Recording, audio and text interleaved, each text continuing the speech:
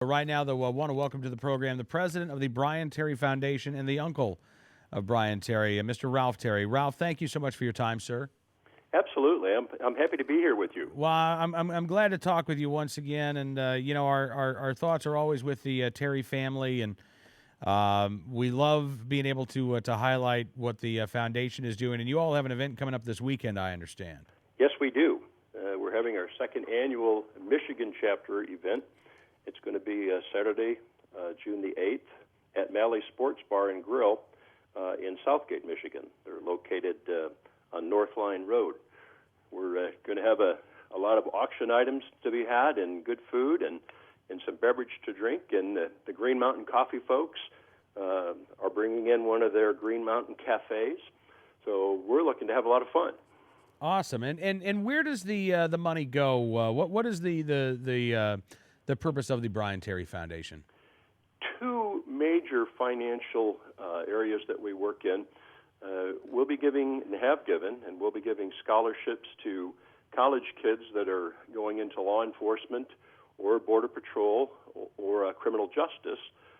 That's the fun part of the monies that we get to give away. We also support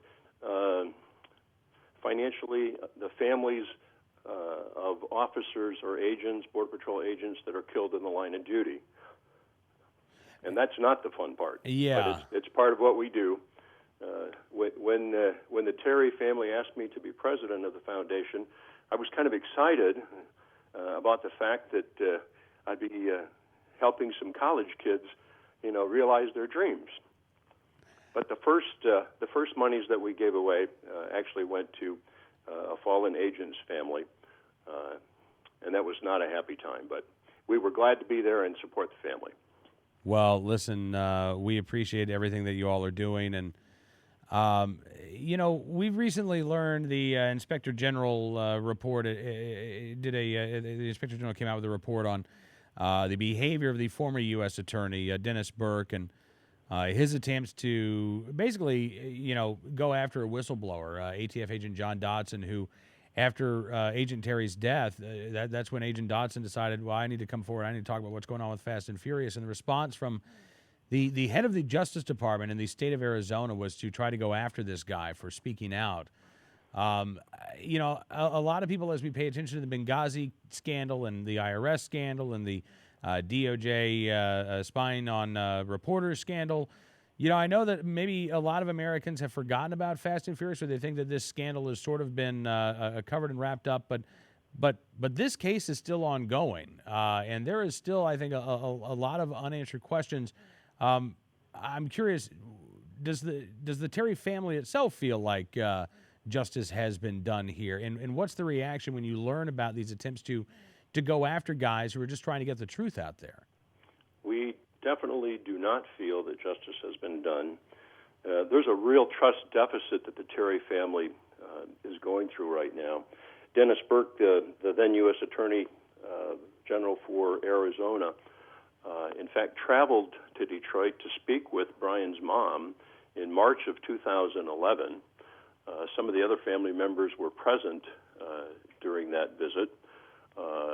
And Kent Jr., Brian's brother, specifically asked Mr. Burke if the weapons found at the site were part of the Fast and Furious program. And he said no, they were not. In fact, they had come from another state. We don't know why he said that, because as we've learned now, the weapons indeed were from Fast and Furious, traced back to Arizona. This was 3.5, 4 months after Brian was killed, so Mr. Burke certainly should have been aware that the weapons did come from Fast and Furious. So, my dad always taught me, and I taught my kids and grandkids, just tell the truth. And I think, I know, that's what the American people deserve from their government. And we're not sure that the government's being forthcoming in everything that they know. Well, I got to say, as you look at these other scandals, it certainly appears that this administration has a habit of not being forthcoming and withholding information and changing stories, and the information comes out in dribs and drabs rather than as we were told, this administration being the most transparent in history. Yes. And is that one of the most frustrating things, Ralph? The fact that this administration could come clean and answer these questions at any time. It is. It's very frustrating. It just undermines the trust that we have in our government. Parts of it, not all of our government, for sure. But the trust deficit is certainly there. We learned more early on about Brian's death in Fast and Furious from the news people, not from the government. And it was only after the story broke in the news did the government start, as you say, dribbling and grabbing information to the Terry family. And that's been something that's been repeated now at least in 2 other investigations, and who knows when it'll end. Yeah, absolutely. Well, listen, Ralph, again, I appreciate you joining us on the program, and, we're going to keep covering the story and any new developments.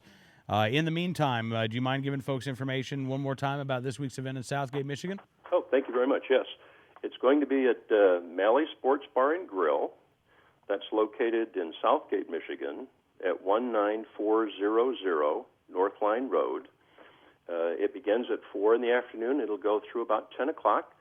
There'll be a lot of items being auctioned off. I know, for one, there's a print of the old Briggs Stadium in Detroit that shows Briggs Stadium in 1947. So if there's any baseball memorabilia fans out there, they'll certainly want to get down and try and bid on that item. Oh, yeah, absolutely. Well, listen, Ralph, we wish you the very best. Thank you for your time this afternoon. And, again, please give our best to the rest of the family, will you? Thank you, Cam. I'll do that. I appreciate your time. Thank you so much, sir. Ralph Terry joining us, the president of the Brian Terry Foundation and the uncle of Brian Terry as well.